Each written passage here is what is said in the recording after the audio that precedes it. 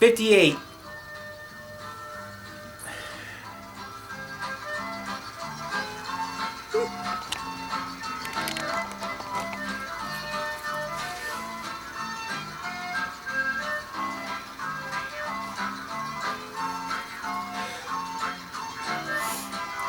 This is Red Green. In today's show, Harold's going direct. Bill's going to do some trapping, and I'm going to show you how to use a propane torch safely. Yeah. Now here's a man whose heart is big as all outdoors. His other internal organs are just as enormous. The star of our show, Mr. Red Green.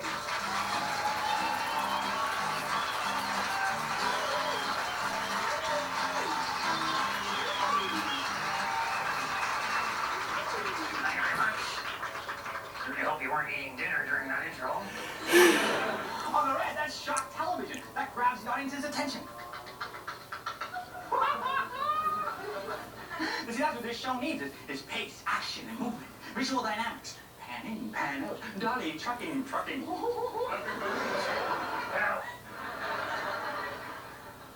speaking of action and trucking, Moose Thompson decided to wash his truck this week, and he likes to use Possum Lake water because we got so much soap residue in there it makes its own suds. Sometimes, it even leaves a nice layer of wax on your fenders that can oil your door hinges, too. It's really good. Yeah, if it would wrap things in a layer of duct tape, I'd throw you in there, Harold. So anyway, Moose put his truck right down on the dock, which I thought was a little foolish because that dock is not very level. I've seen flatter roller coasters. Well, Moose thought about it, so he got some logs to put, in front of the wheel so she wouldn't roll. Unfortunately, he took the logs out of the dock cribbing, so the whole thing kind of collapsed on it. Life's like that, isn't it? Well, yours is.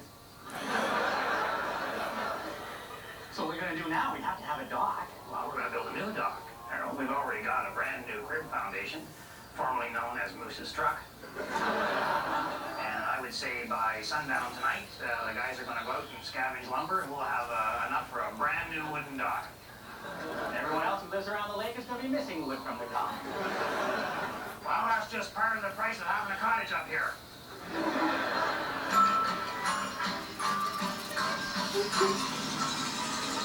When the night gets lonely, What the heck are you doing, Harold? it's good for your soul to just burst out in song. And the lousier the singer, louder the song. 'Cause if you sing loud enough, maybe the audience will think it's the band that's wrong.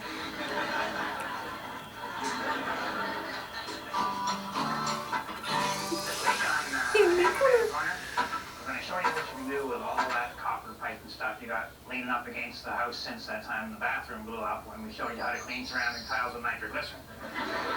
Now, with most of the projects up here at the lodge, the key is never throw anything out, which is also a philosophy that saves a lot of marriages. If you don't happen to have any copper pipe at your place, surely there must be a construction site nearby. And remember, the moon doesn't shine every night. Talk is cheap. Let's build. Step one is you got to take all the pipes apart, get all the fittings off them and so on. That was a PVC. To do that, I suggest you use one of these household propane units. Turn around, pull, get the flame really going on in there. But I'm going to use the slow way and heat the saw up. The idea is you're going to melt all the solder in there and she'll just pop apart on you. Good job, Red. All the way. No. No problem. It's empty, Red. Harold, call the fire department. Hopefully by the time they get here, it'll be worth coming. All right, so now we just take the pipe. I should say the red hot pipe. And we drop that into water. And by the time that thing hits the water, those joints will just pop right open like sunfish on a tennis racket. Oh, boy. It bent pretty well, Red. We should let that just cool down a tad before we pop it in there. All right, this is going to take a little while, so why don't we just get on with the show? And I'm going to come back a little bit later, and I'm going to show you how to make all of this pipe into a really unusual chair. And don't worry, I'll get these fittings apart.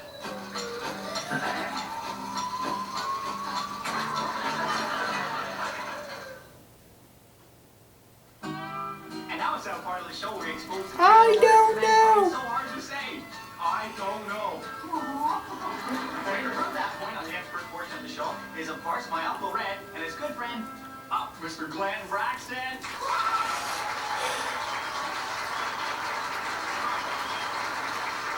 Alright, here we go. Letter number 1.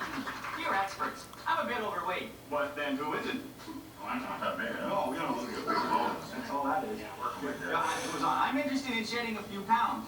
What would you say is the fastest, easiest way to lose weight? Good question. Oh, okay, yeah. Actually, my 3 oldest girls are always on some sort of diet or something. And I don't know why, though. I mean, you see them, they're not really overweight at all, are they? No. Svelte. Yeah, they're svelte. Yeah. Oh, your oldest daughter, she's like Christina Applegate and Michelle Pfeiffer and Cindy Crawford. Christina Applegate, Kelly Bundy. Well, you know, Harold, I can introduce you to. No, thanks, though. I mean, you know, she's right out of my league, you know. She's much bigger, older. Then it's not just right. You know, she did say that she had a little crush on you. Ooh. A crush, Harold. Think about it. Ooh. Woohoo. Oh, all right, Mr. Bryson, what about the diets you were saying? Oh, yeah, right. My motto is watch what you eat, you know? What I mean is, well, you gotta cut out things. You gotta cut out cookies, you gotta cut out ice cream, you gotta cut out dish, pastry, pies. You know those pumpkin pies, you know, right around Thanksgiving, they're loaded up with whipped cream, you know, and they're just nice ones. Hey. And I got a cherry crumble pie. My oldest daughter Lisa makes this cherry crumble pie. I swear it's that thick, and it's got just stuff falling off the top. Oh, Harold's looking dirty. Oh, that's tough. Yeah, I hope that answers your question, viewer. I'm hungry. It is autumn. Hunting season. I'm hungry. In the scrub, a nervous creature cowers, eyes wide with fear, trembling. I want some beer. I got beer in the fridge. Nothing at every sound. But mother's always twitchy on opening day. There we go. Now, she's probably going to leak a little bit, you know, but it's a lawn chair, so it just becomes a lawn chair / sprinkler. Then you hook your garden hose up there to the inlet up in the top corner, and I gotta go outside later. don't forget your water safety. Life preserver. And then what you do is you use this valve here to bleed all the air out of her. And once she's full of cold water, by golly, you're going to be cool as a cucumber all summer long.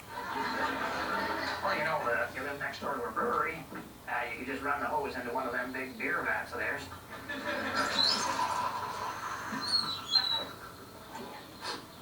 I'm frozen.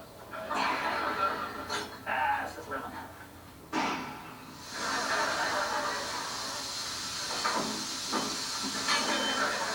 Uh-oh. Oh. Yeah, beer will do that to you.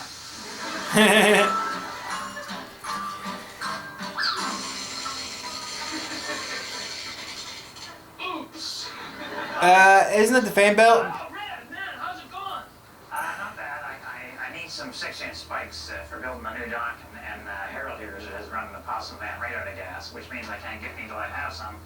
When is somebody around here going to have the brains to put the gas station at the bottom of the hill? Well, that's no sweat, man, because I can fly you into town. Oh, would you do that for me, Buzz? Hey, Red, you know me, all I need to fly is a good excuse. Yeah, and you need a pilot's license too, right? Not if you got a really good excuse. Like, if the cops pull us over, we'll just tell them, like, your wife's going into labor or something and she's having, like, triplets or something. But before we go, you gotta help me install my new control panel. Okay? So here, hold this. Yeah, all right. I need 4 holes here, you see? Yeah, I need... Whoa, man. I need one for the compass room. Oh. And one for the altimeter. Oh. And one for the tachometer. Oh. And this one's for the asterisk. Oh. Great. Now, instruments. We need instruments. Yeah. Can't go flying without instruments. No. Let's rock and roll. Buzz, shouldn't those be hooked up to something? No, you see, you only need these in the plane, right? In case the cops pull you over. Buzz? Yeah. How do cops pull you over when you're flying in a plane? With guns.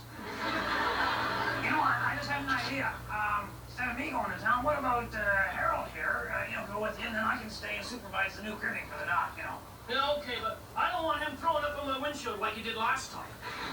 Just fly low, and he has his helmet on backwards. I think he'll be fine. Oh, okay, all right. Let's go, Harold. Harold? Harold? Where'd the doofus go? Harold? Harold! Come on, Harold, go with the nice man.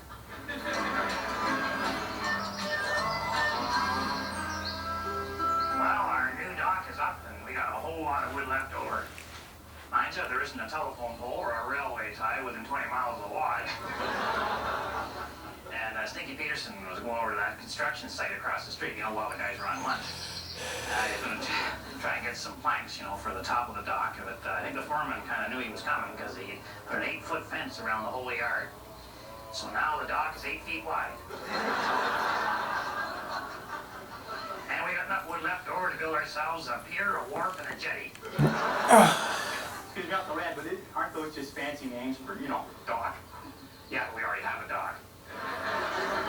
Actually, that's kind of dumb. We don't need any more dock, and we only have 3.5 boats. Loretta, I know we can do with the extra wood. I know what we can do. You know what we can do? We can build a brand new television studio. That's what we can do. We can build a brand new television studio, and that way we can do the show properly. Right? Right? Yeah, that's a good idea, Harold. Then we could hire a proper producer and director.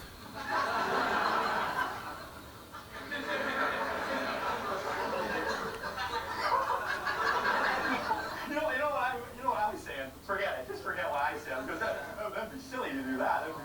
Forget it completely. You know, a wooden studio. You know, hello, nobody's there. You know, the acoustics would be terrible. You know, and the termites, and, you know, the sap dripping off. Forget it. You know, I'm sure you can think of something else to make with the wood.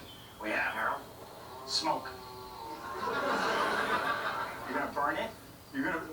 That's such a waste. Uncle Red, waste not, want not. Harold, want not, you not. With all this talk these days about, you know, converting to alternate fuels and being conscious of the environment and everything, what we're going to do is we're going to convert all our vehicles to run on firewood. Wood-burning cars. Yes, sirree, Papa Cocktails. Picture this one, Harold. Dual overhead pot-bellied stoves. Lucky Franklin says we're probably looking at 50 miles to a log. And with the railway ties in there, you get the creosote and lubricate your transmission. I don't think that's gonna work, Uncle Red, really. You want to bet, Harold? Oh, I don't want to bet. $10, Harold. It's not gonna work. No. Harold, put your money where your mouth is. Not that you have that much money. All right, I'm in. $10. Okay, all right. You know, if this wood burning thing works out, I think we could be expecting a call from the gas companies and the oil companies on this baby. If it doesn't, I think we can expect a call from the fire department.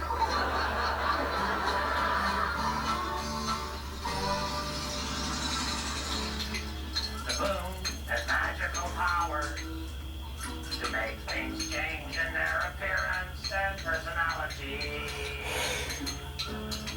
When the moon shines through the limbs of the maple tree, it can turn an admirer into a werewolf and vice versa. Oh, the moon is a mystery with magical powers, that's for sure, we know that, that's true, we know that. But hanging the moon out of the rear window of a 74 Chev doesn't turn it into a lunar module. Adventures of Bill. Just working on an old paddle.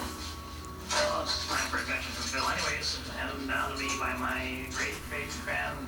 Oh boy, Bill. Oh yeah, Bill brought some traps. These things, I'll tell you, scare the heck out of me, but he wanted to show us how you go trapping with these underneath. Bill. Bill, that's an heirloom. It is now kindling. There you go. Anyway, he goes out there and he says, you know, you have a trap like that, you gotta dig a little hole for it because it was just sitting on the ground. If it's just sitting on top of the ground, of course the animals are going to see it. Maybe mark that there. Well, that's a good idea. We use that as a marker to tell us where we're gonna bury the trap. See? So he digs a hole deep enough that the trap will go in there and actually be below ground level, so you can't even see. You're lying down on your side, you couldn't see this thing. Oh boy, that's a scary item there. Now he puts all the little bits bits of twigs, so I'm helping him out here best I can, you know, and we're covering it up so you never ever know.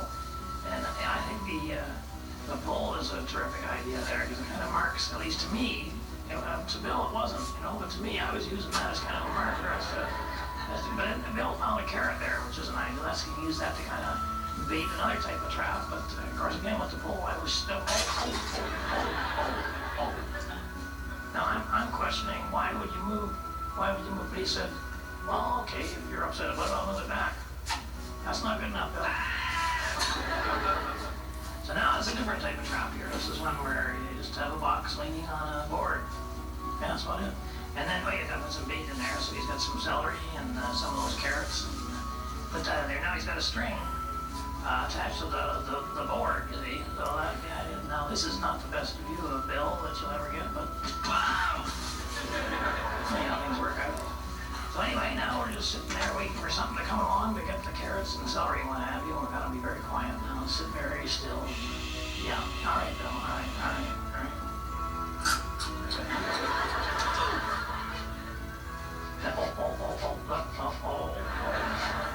Must be close to Easter.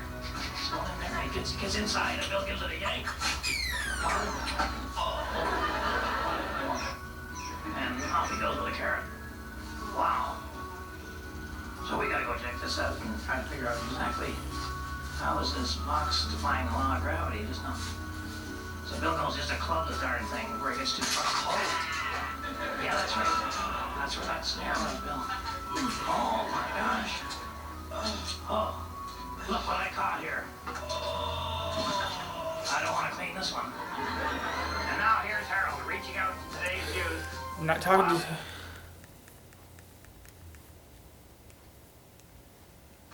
You give me a lift into town? Your van not working right? Let me guess, W. Franklin's replaced the motor with a wood stove. No. The van's out of commission because somebody stole the right front tire. You don't say. Goodyear, white wall, 75 R14, good tire. Well, I guess I can see my way clear to give me a lift.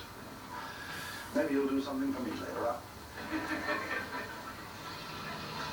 What are you going into town for? Well, a tire and some matches for our alternate fuel wood stove project thing.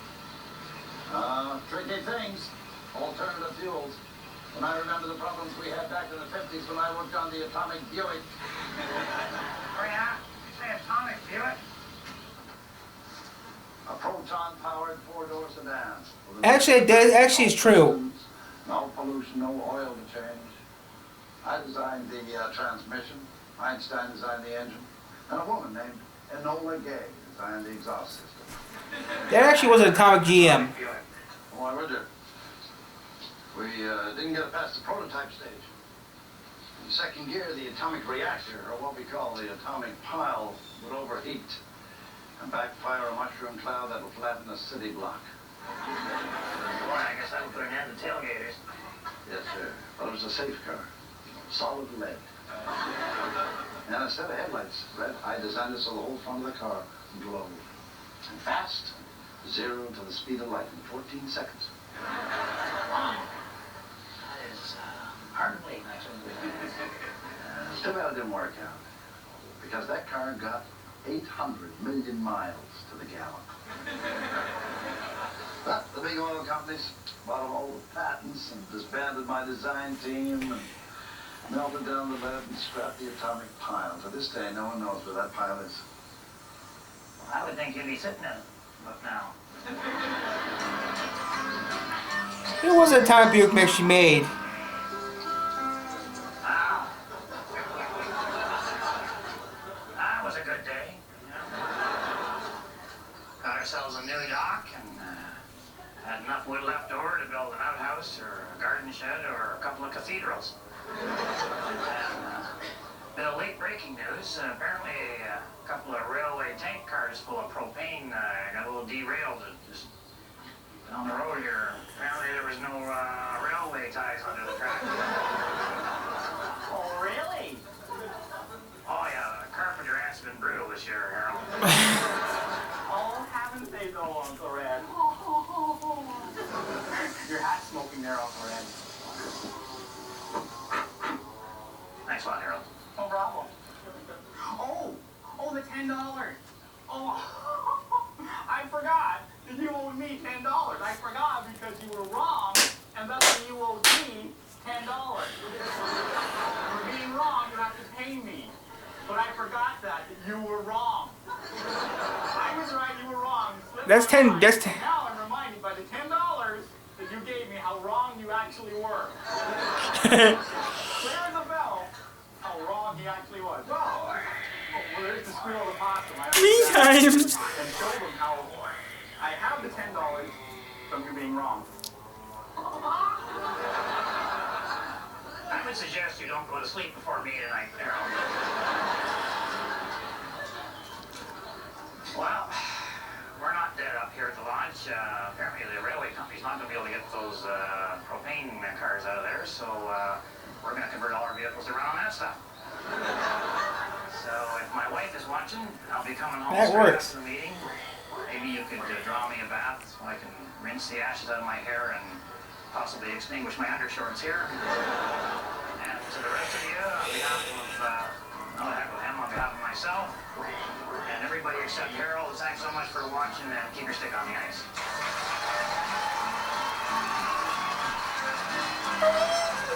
Okay, one episode Regain's enough for me.